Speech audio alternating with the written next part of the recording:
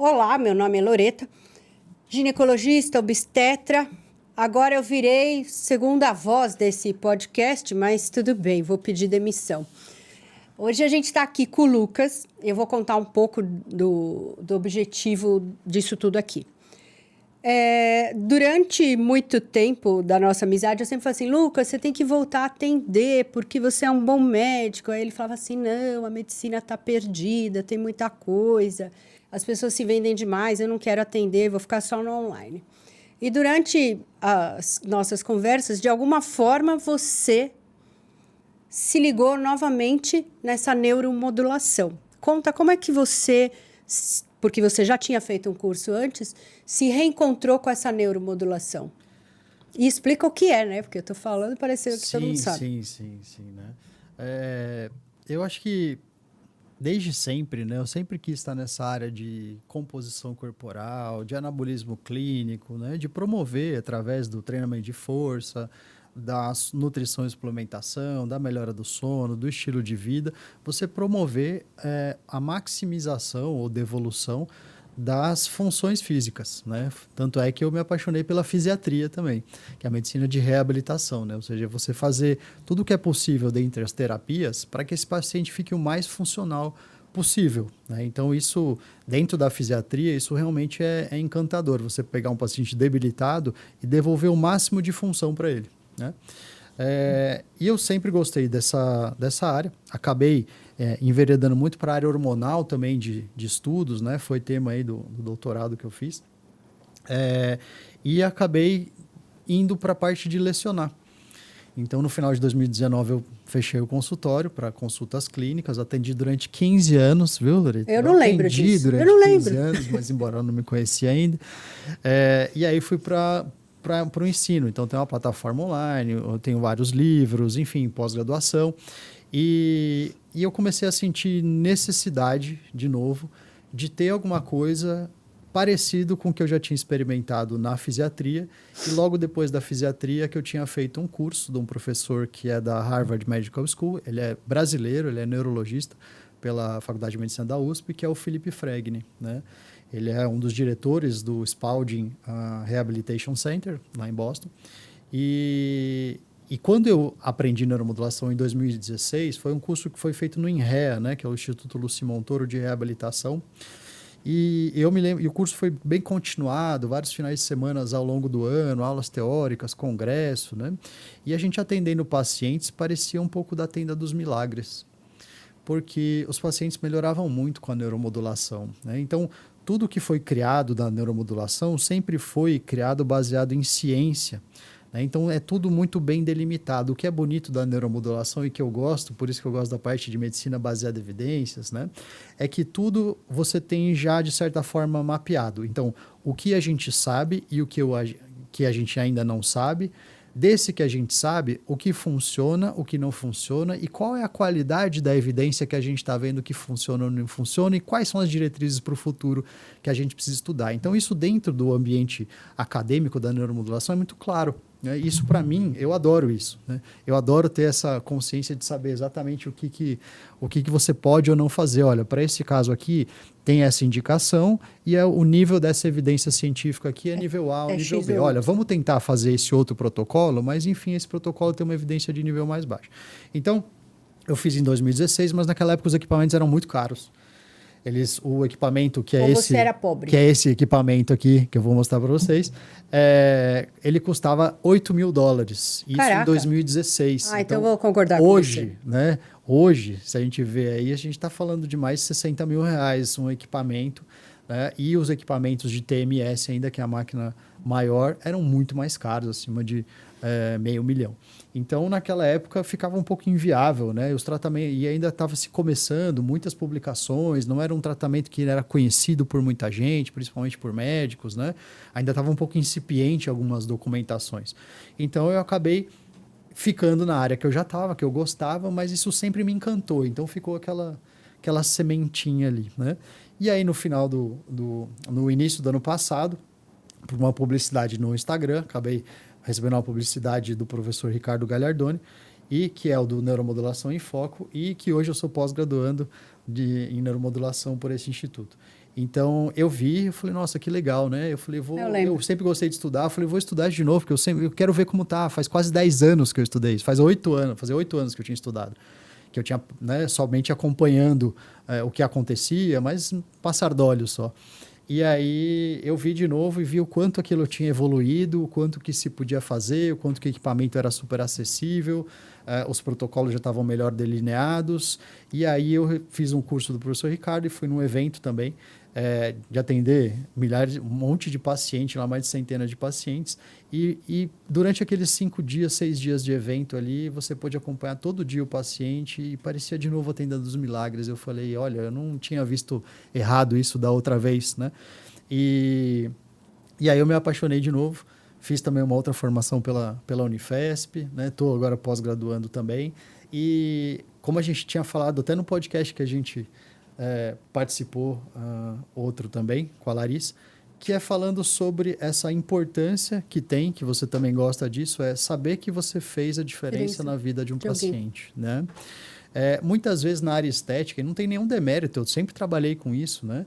Você ficar mais seco ou com o abdômen definido, para mim, para o Lucas hoje, que é mais maduro do que quando eu tinha 25 anos, né? Para mim hoje, eu consegui fazer com que o paciente de Parkinson tenha mais equilíbrio e possa cair menos, para mim isso tem mais significado, né? Para mim eu me sinto com uma valia, com uma importância maior para fazer isso. Então eu voltei a estudar fortemente de novo a neuromodulação e eu falei, olha, eu quero fazer isso, né? Porque até de ver os pacientes nos 2 eventos, tem aí atendimentos gratuitos para os pacientes e você vê realmente a melhora, né, e a gratidão que os pacientes têm, porque aquilo verdadeiramente funciona. Né? Então, é uma terapêutica que ela é eficaz e é documentadamente, né, do ponto de vista da ciência, como sendo eficaz, e ela também é uma terapêutica extremamente segura se você praticar dentro dos limites. Né? Então, o que é a tal da neuromodulação? O que é neuromodulação? Né? Leva choque na cabeça? Então, leva choque na cabeça. Dói? Né? Não dói. Então, assim, as pessoas têm, né? É diferente, as pessoas têm ideia, né, de você conectar correntes elétricas no cérebro, que é a eletroconvulsoterapia, que a gente chamava de eletrochoque, né? Essa é a neuromodulação, ou seja, é alterar o padrão de funcionamento cerebral, que você pode excitar algumas áreas, você pode inibir algumas áreas, de uma maneira semi-invasiva. Porque esse paciente que vai para a eletroconvulsoterapia é um tratamento extremamente eficaz em muitos casos psiquiátricos, muito bem documentado. Esses pacientes eles acabam precisando de outros cuidados, precisa fazer sedação, precisa tomar medicamentos, né? Então ele precisa de uma certa invasão, né? E tem a neuromodulação não invasiva, que tem 2 formas que são mais conhecidas, que é o TDCS, que é a estimulação transcraniana, né, porque passa pelo crânio, por uma corrente contínua. E você tem o TMS, que eu tenho uma bobina, onde eu vou encostar na cabeça de um paciente, e por passar uma corrente elétrica aqui, pela lei de Faraday, você vai gerar um campo elétrico. Né?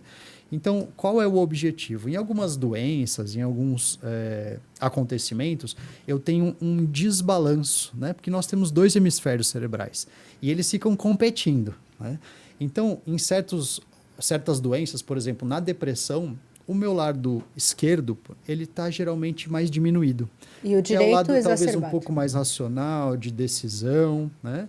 E o lado direito está um pouco mais exacerbado. Especialmente se eu tenho uma depressão com ansiedade, né? Os fatores emocionais aí acabam sendo exacerbados. Então eu consigo colocar 2 eletrodos e eu consigo estimular um lado e diminuir o estímulo do outro. Então, nesse lado que está exacerbado, eu diminuo. Qual que é o objetivo desse? É realmente modular, dar equilíbrio para o cérebro. Por exemplo, quando eu tenho um AVC. O AVC é a falta de sangue nas células do cérebro, naquela região. E eu tive uma certa morte neuronal ali. Então, o outro lado, ele vai tentar crescer, ele vai tentar dominar para tentar compensar a função. Só que nessa tentativa de compensar, ele pode exacerbar outros sintomas, como, por exemplo, uma espasticidade, como, por exemplo, uma alteração de fala. Né? Então, ele geralmente vai tentar compensar. E o que você faz? Não é só estimular esse lado que foi lesado. Não. Às vezes você tem que inibir este lado para que este lado consiga se reorganizar, fazer as suas novas conexões. Essa é a beleza da plasticidade cerebral. Sim. e aí você vai refazer parte dessas suas conexões, né? E o objetivo, né, por exemplo, da TDCS, que é esse equipamento aqui, que é por corrente contínua, você tem 2 eletrodos e ele vai passar uma corrente elétrica, aonde você coloca os 2 eletrodos. E ele vai modular o funcionamento daquele neurônio. Então, o neurônio ele precisa de uma quantidade de força, de estímulo, para ele poder disparar. Isso. Né? Por exemplo, uma contração muscular. Ele precisa de uma energia. Então, a TDCS ela vai ou deixar esse neurônio menos estimulável ou mais facilmente estimulável. Então, esse é o modular, né? Eu tenho ali uma atividade elétrica, vamos dizer assim, neutra, e eu posso deixar ele mais propício a fazer disparos ou menos propício a fazer disparos. Então, por exemplo, nessa região que está exacerbada, de um aspecto emocional, por exemplo, da depressão, eu consigo fazer com que esses neurônios disparem menos, né?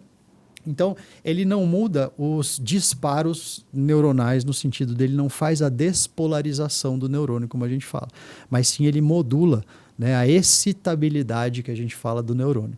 E você tem o outro equipamento, que é a TMS, que é um campo elétrico, você tem uma bobina, uma máquina grande, que você coloca em alguns hubs cerebrais. Eu trouxe aqui minha cabeça, né? Cada um desses lugares aqui, isso aqui é um sistema ponto de medida, como se faz o eletroencefalograma. Então, para cada ponto aqui, então você tem o CZ, que é um ponto motor, aí você tem o lado direito, o lado esquerdo, você tem a área suplementar motora, que geralmente está associada aí à coordenação de informação, junto com o cerebelo.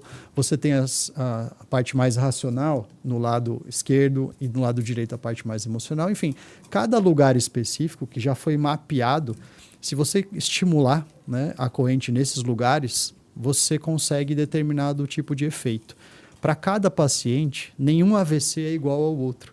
O tamanho da lesão, a localização. E a queixa do paciente. Para muitos pacientes, o equilíbrio não é uma queixa, mas a fala dele é uma queixa. Importante. Então, eu posso dar mais ênfase nisso, né? E por isso que a gente tem os protocolos muito bem estabelecidos. No entanto, a gente tem uma individualização muito grande dos equipamentos. Você tinha me perguntado se dói, né? Se dói. Não dói. É uma corrente que ela é sublimiar, né? No máximo, em alguns pacientes, você tem como efeitos colaterais brandos, que são uma leve dor de cabeça, ou eventualmente um formigamento, ou uma coceira. Esses são geralmente os efeitos aí mais comuns de que acontecer na prática. E quando você tem esse estímulo, que você falou que é para paciente que tem lesão neuronal, para paciente que teve um AVC, Parkinson, como que é esse tratamento? O paciente passa em consulta, você avalia a queixa, você tem um protocolo. Como é que você programa o que você vai fazer com esse paciente? Quanto tempo de tratamento ele vai ter que fazer? Uma coisa que é importante entender é que eu tenho alguns cenários, por exemplo, para atuar com a neuromodulação, né? O primeiro deles, por exemplo, é o neurodesenvolvimento. Então, você tem o TEA, o transtorno do espectro autista, você tem o TDAH, né? Você tem da parte psiquiátrica o universo da psiquiatria. Então, você tem TOC, você tem AVC, você tem depressão, você tem ansiedade, entre outras coisas também. Você tem o universo da reabilitação, pacientes com lesão medular, pacientes pós-AVC. Você tem ainda um outro aspecto que a gente chama de brain enhancement, né? Que é a melhoria do cognitivo, da sua capacidade. Né? Então, por exemplo, quem é o estudante, é quem está prestando o concurso, é para o atleta também, e esse é um outro universo, né? Que ele consegue, tem alguns estudos muito interessantes, tem alguns times, né? Ficou público aí, o Palmeiras estava fazendo isso, utilizando a neurociência, né? A neuromodulação, para que os jogadores tenham maior velocidade de decisão e melhor capacidade de visualização do jogo, por exemplo. Então eu vou fazer isso antes de treinar com a professorinha. É muito interessante. Então, as terapêuticas combinadas, por exemplo, paciente com AVC, fazendo a eletroestimulação junto com a terapia, junto com a fisioterapia, eu tenho esses resultados que acabam sendo potencializados, né? Então, todo paciente, né, quem é só neuromodulador, o psiquiatra pode fazer, o neurologista pode fazer, o fisioterapeuta, né? As profissões geralmente são a medicina, a fisioterapia, a fisioterapia, a psicologia e a enfermagem, né? Geralmente essas profissões aqui estão mais envolvidas com a área da neuromodulação. Esse paciente, eu preciso receber ele no consultório, primeiro saber se ele não tem contraindicação para fazer. Mas existe alguma contraindicação nisso? Existe. Não posso acreditar. Como você vai fazer uma corrente elétrica, ou eventualmente um campo elétrico cerebral, eu, por exemplo, não posso ter clipes metálicos. Então, a clipagem de um aneurisma, né? Ou até fatores da vida, né? A pessoa tomou um tiro, né? E eu tenho fragmentos elétricos. Por quê? Porque essa corrente passando ali, por exemplo, o implante, né, metálico, coclear. DBS, o implante coclear, o DBS também, né? Que é muito usado para Parkinson, eu posso eventualmente danificar isso, ou eu posso eventualmente, embora não seja muito comum, esquentar ou deslocar esse equipamento. Então, talvez seja uma contraindicação para a gente fazer isso, né?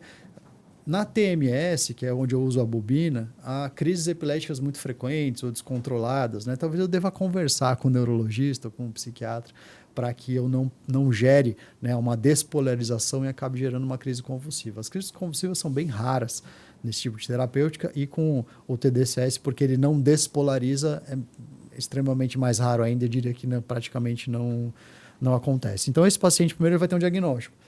Eu preciso receber esse paciente no consultório, no caso eu sou médico, e eu vou entender qual é a queixa dele e aonde eu posso melhorar isso. Então, seja, por exemplo, indicando uma terapia, e de novo, né, a neuromodulação ela é uma terapia que ela é complementar. Ela não é alternativa. Muita gente fala, olha, o tratamento da depressão sem medicamentos. Sim e não. Existem depressões, o nível de evidência científica hoje é 1A. Ou seja, eu tenho vários estudos muito bem conduzidos em várias partes do mundo, com muitas pessoas, né, usando ou placebo ou eventualmente o tratamento, que me dizem que esse tratamento tem uma eficácia muito boa. Da mesma forma como eu tenho antidepressivos, né? Então eu tenho o mesmo nível de evidência. Eu poderia substituir. Talvez se a pessoa já utiliza os medicamentos, eu possa fazer essa terapêutica em conjunto e diminuir talvez a eu possa diminuir, em alguns casos retirar, mas eu nunca posso prometer que isso vai acontecer. Porque tem parte das pessoas que não vão responder à neuromodulação, assim como elas não vão responder só com aquele antidepressivo, elas vão ter que associar vários antidepressivos, ou existe uma pequena parcela também que não responde a nenhum tipo de tratamento. Então, eu preciso entender qual é a queixa. Se é uma queixa de depressão, se é uma queixa do toque, por exemplo, né? Pessoas que têm o toque, que é o transtorno obsessivo-compulsivo religioso, né? Tudo é pecado, ou o toque da higiene, né? Tudo tem que lavar a mão, tudo está contaminado, né? Então, muitas vezes eu consigo diminuir a intensidade disso. Então, esses universos, né? E o último universo é o da dor crônica, eu consigo diminuir a dor desse paciente. E diminuindo a dor, por exemplo, eu diminuo a medicação desse paciente, ou a necessidade da medicação desse paciente, ou a tolerabilidade. Por exemplo, na fibromialgia tem muito estudo que é bem bacana sobre isso. Né? E por que os médicos não indicam esse tipo de tratamento, ou a gente ouve falar muito pouco disso? Porque eu nunca tinha ouvido falar, até com a gente conversar sobre isso. Ainda existe, hoje nos Estados Unidos a gente tem milhares de clínicas de neuromodulação, né? Diversos profissionais fazem, e você tem inclusive alguns neuroestimuladores que são aprovados pelo FDA que vendem e entregam na sua casa, né? Embora a gente não recomende fazer isso sozinho, porque podem haver complicações, né? Precisam seguir alguns protocolos. No entanto, né, a gente não tem uma educação médica muito boa, ou de outros profissionais, com relação à neuromodulação. Então, acho que ainda falta. A gente está chegando aí nas centenas de clínicas que fazem isso no Brasil, né? Mas no Brasil inteiro, e faltam profissionais para fazer neuromodulação. Falta pessoas que sejam capacitadas para poder aplicar esse tratamento e, inclusive, conversar com outros profissionais para que possam encaminhar para esse tipo de tratamento. Né? E como é que funciona? Deixa eu ver essa toquicha.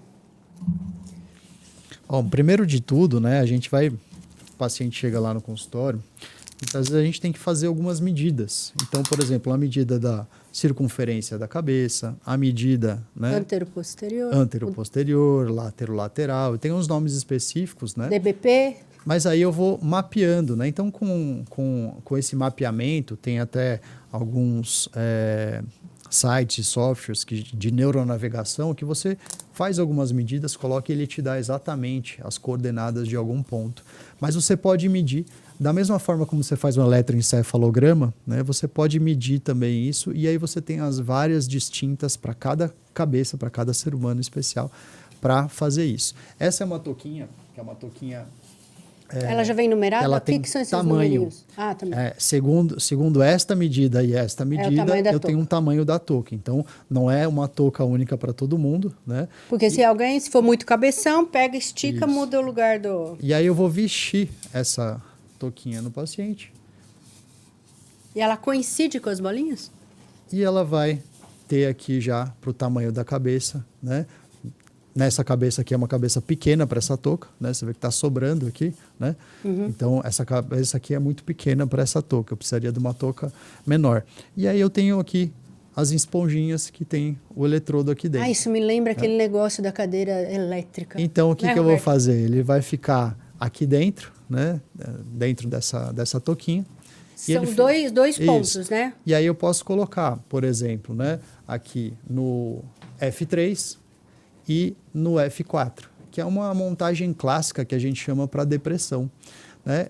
Isso aqui estando dentro da touquinha, posicionado na cabeça do paciente, eu vou embeber ele com soro fisiológico, eu vou ligar e calibrar o aparelho e computar a minha sessão. Então, eu consigo fazer quantos miliamperes eu vou utilizar, por quanto tempo eu vou utilizar, que tipo de corrente eu vou utilizar. E aí você tem um cátodo, que é o estimulador, e um ânodo, que é o negativo, vamos dizer assim.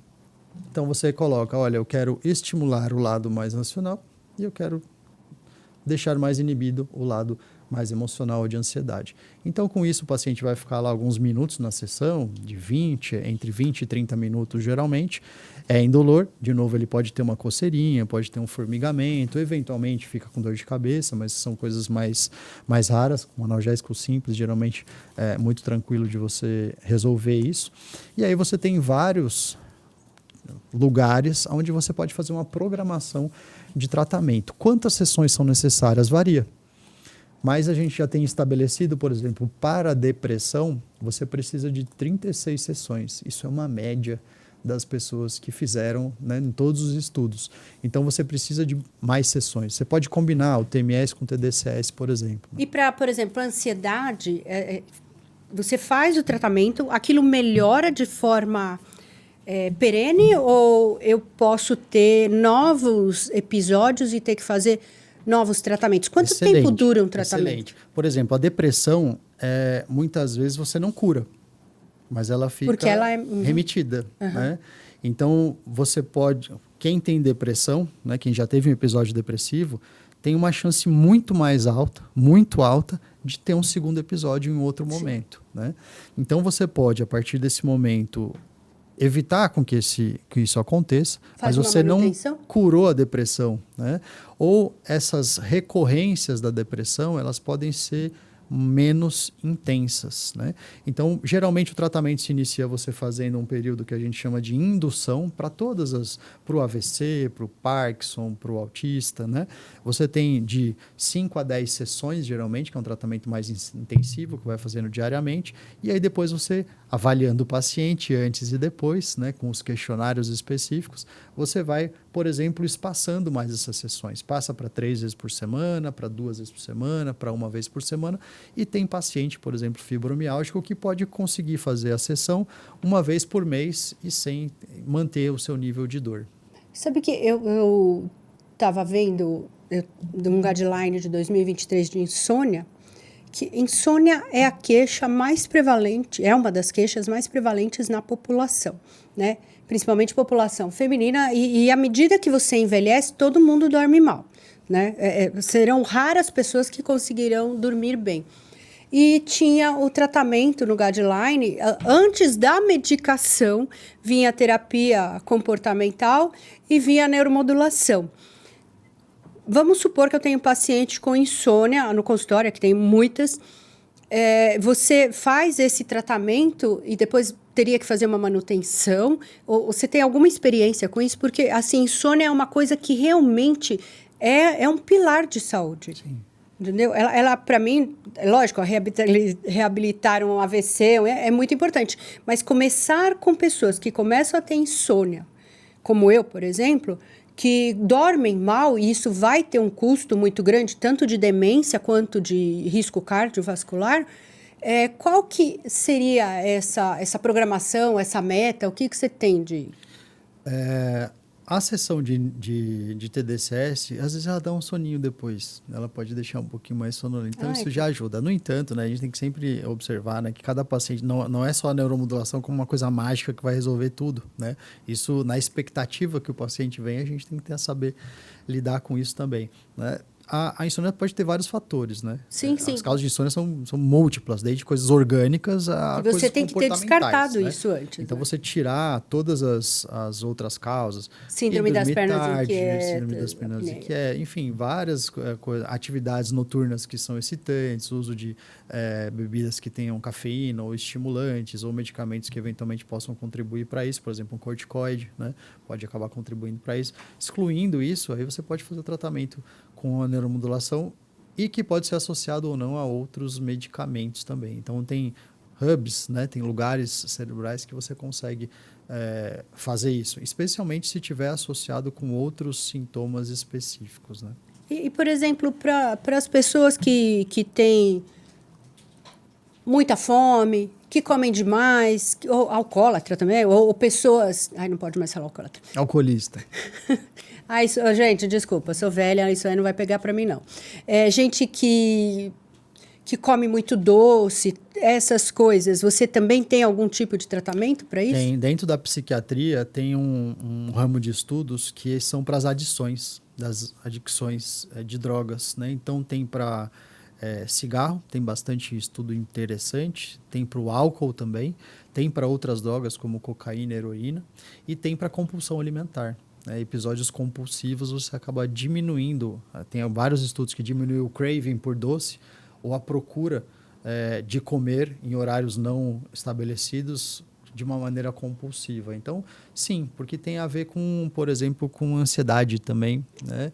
Tem a ver com decisões mais racionais, menos emocionais. Então, eu consigo modular isso, né? Eu estou falando de uma forma mais tranquila, né? Porque senão a gente vai falar, olha, o ponto F4, C4, né? O córtex motor. Não. Então, assim, eu tenho o córtex pré-frontal, dorso lateral direito e esquerdo, né? Eu posso ter áreas parietais, eu posso ter áreas occipitais, né? Eu posso ter áreas motoras do cérebro, onde eu consigo, né, já bem mapeado pela navegação, eu consigo com uma touquinha dessa ou com uma touca que eu marque mesmo, aonde está o local específico para que eu possa fazer isso, né?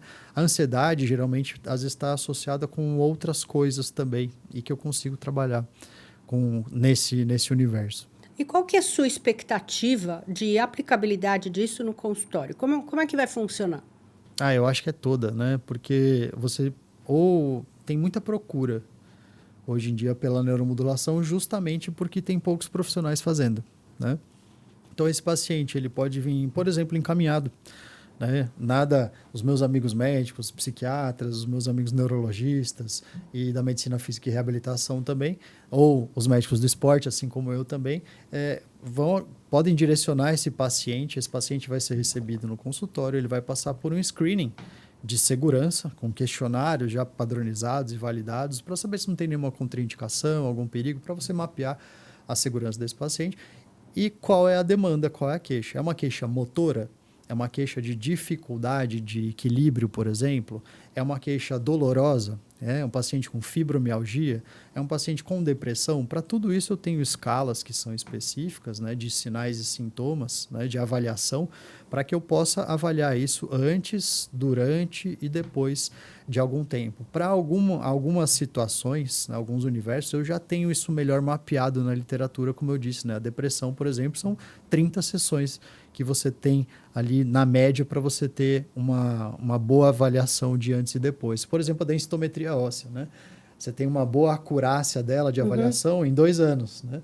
Você consegue ter. Então, para alguns exames, eu preciso de um certo tempo para que essa escala consiga me ver. E o paciente vai referindo para você todo dia isso, né? E quem pode fazer isso hoje em dia e tem esse tratamento, pode falar? Qual é o custo médio de uma sessão? O custo varia bastante, né? Hoje tem um projeto, né, um PDL, né, um projeto de lei, que está sendo encaminhado para colocar a neuromodulação no SUS, no Sistema Único de Saúde, porque ainda não está.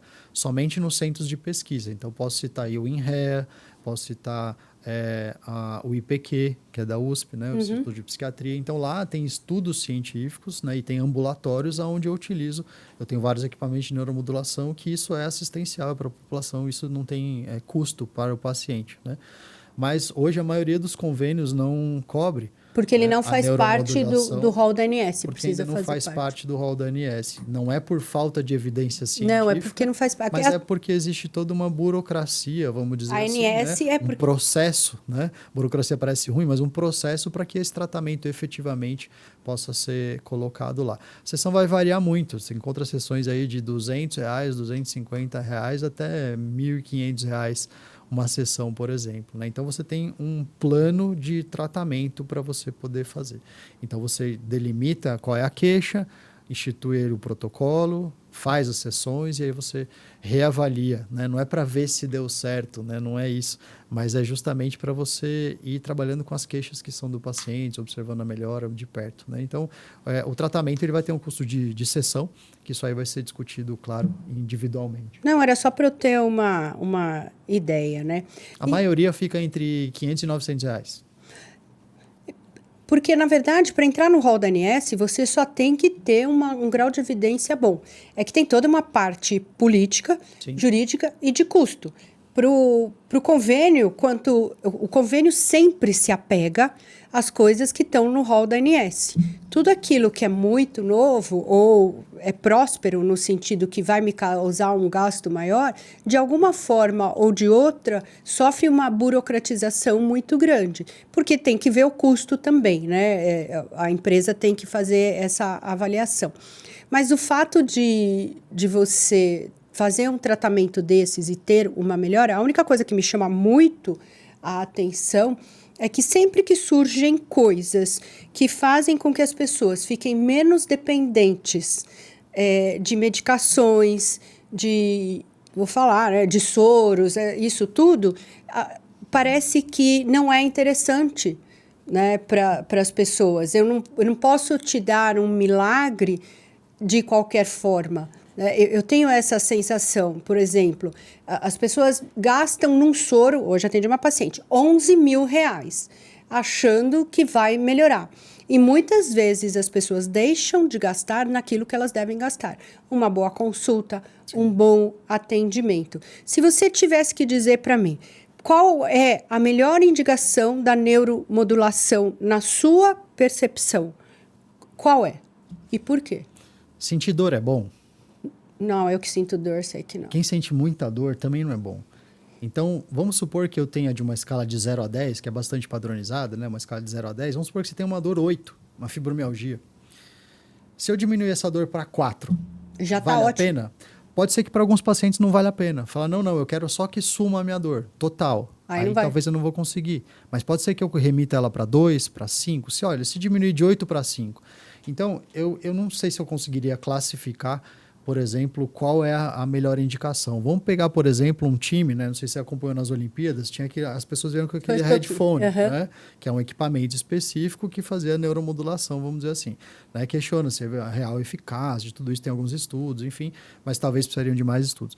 Então, por exemplo, olha, para um atleta que conseguiu, né, um time de futebol que conseguiu fazer decisões mais rápidas e melhores decisões no campo, e esse time ganhou o campeonato. Ganhou muito dinheiro e isso reverte de forma importante. Alguém que tem uma dor, ou um paciente, por exemplo, com Parkinson, que ele tem o freezing, né, ou seja, ele demora para iniciar o movimento, aí depois ele vai.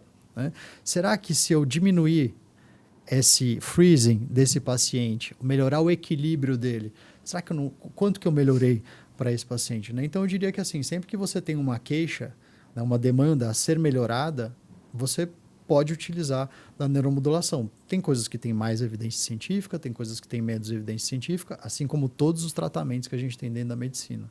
Não, eu estou falando isso porque, assim, ao meu ver, eu acho que tudo aquilo que trata a insônia, tudo aquilo que trata a ansiedade e tudo aquilo que ajuda a pessoa a não comer compulsivamente é o mais importante. Porque para a mulher tem 3 coisas que são um pilar muito importante. Ela tem que dormir bem, ela não pode ser muito ansiosa, né? Eu falo porque eu atendo adolescentes e eu atendo todas as idades, né? Mas eu atendo muito adolescente e bastante paciente na perimenopausa. Então, essa ansiedade, essa falta de sono, aí a mulher vai comer compensatoriamente. Então, assim, a vida fica muito ruim. Né? Porque ela dorme mal, aí ela tem mais craving de comida. Por mais que ainda. eu trate a parte hormonal, e é aí que eu ia chegar, tem limites que eu não consigo ultrapassar. Porque para chegar no resultado que o paciente quer ou precisa, eu teria que fazer doses muito altas de hormônio para melhorar muito pouco, né, estatisticamente. Então, seria algo muito importante para usar, principalmente adolescentes, porque as adolescentes elas sofrem muito, elas ficam muito ansiosas e elas começam a se cortar, elas começam a ter distúrbio alimentar. Então, essa juventude que vem, ela vem com uma carga emocional muito grande. Eu atendo muito adolescente, então eu entendo. Não é como era na minha época, é uma cobrança muito grande de futuro, de concorrência, de cobrança social. Então, por isso que eu estou te perguntando, ao meu ver, tratar algumas coisas como insônia, ansiedade, depressão eu tenho menos, eu atendo muita paciente ansiosa. A ansiedade e essa coisa de comer compensatoriamente é muito importante. Em algumas avaliações, o nível de depressão do brasileiro, a prevalência de depressão chegou a mais de 18%. Ou seja, de cada 10 pessoas, praticamente 2 têm depressão. Né? E a depressão pode ter uma série de outros comemorativos que vão surgindo a partir do estar deprimido. Né? Você não fala, por exemplo, para quem tem uma sequela de AVC, levanta e anda, né? Da mesma forma que você não fala para o depressivo. Então, talvez seja uma doença que ela é crônica e remitente, né? É uma doença como qualquer outra que eventualmente ela vai ter episódios. Então, só de você tratar a depressão já melhoraria muita coisa. A depressão pode vir associado, essa pessoa não consegue trabalhar, ela não tem um círculo social adequado, ela não desenvolve muito bem na vida e ela tem outras obrigações e começa a deixar essa pessoa ansiosa muitas vezes. Né? Então, tratar ansiedade e depressão, as pessoas falam, o brasileiro é um povo feliz. Eu falo, depende sobre que ponto de vista. Porque eu tenho quase 20% da população que tem depressão. É que se você comparar com o Japão, a gente é muito feliz. Será que são deprimidos, né? Por exemplo. Mas, por exemplo, nós somos muito mais deprimidos do que os Estados Unidos. Nós somos um povo muito mais ansioso do que os americanos, em termos de prevalência de ansiedade, né? Com dados do próprio sistema de saúde brasileiro mesmo. Né? Então, ansiedade e depressão é um grande carro-chefe, né? E você não tem certas intercorrências ou dificuldades que você tem, por exemplo, usando medicamento. Tem medicamento que baixa a libido, tem medicamento que deixa você meio lento, meio sonolento, tem medicamento que eventualmente pode fazer com que você engorde. Né? Então, às vezes eu tenho que associar 2 ou 3 antidepressivos, poderia usar um só. Ou antidepressivo, uma medicação para dormir, por exemplo. Né? Então, com isso, talvez eu consiga melhorar muito. É um tratamento adicional, onde eu posso, talvez, evitar alguns efeitos colaterais que são bastante comuns em antidepressivos. Né? Não que eles não possam ou não devam ser usados. Por exemplo, numa gestante. Né? Então, muito bom. A gestante, por exemplo, como é que eu uso? Né? Eu tenho a gestação, tem medicamentos que são contraindicados na gestação. Por causa que atravessa a placenta. Né? Então, a neuromodulação poderia ser uma alternativa interessante. Para terminar, vou fazer uma pergunta. Para TDPM, para transtorno disfórico, funciona? Sabe por quê? Eu tenho uma grande quantidade de pacientes que você vai tratando e chega uma hora que você fala assim, meu Deus, eu vou ter que usar um análogo de GNRH, né?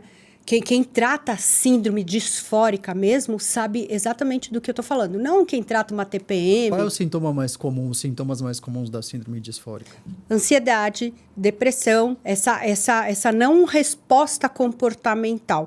Mas tem alguma coisa específica que já comparou? A gente tem vários estudos que avaliaram síndrome disfórica com melhora. Né? Então, eu consigo tratar ansiedade, eu consigo tratar depressão, eu consigo manejar essa paciente, de novo, né? A neuromodulação vamos dizer assim, é uma ferramenta. Eu faço um equilíbrio, que você pode fazer. Que nem você tem, por exemplo, se eu tivesse um analgésico e um anti-inflamatório, A dor pode ter sido de você ter quebrado o pé, pode ter sido de você ter feito uma operação no ombro, por exemplo, ou uma fibromialgia. Mas o analgésico ele vai ter a mesma função em tratar a dor.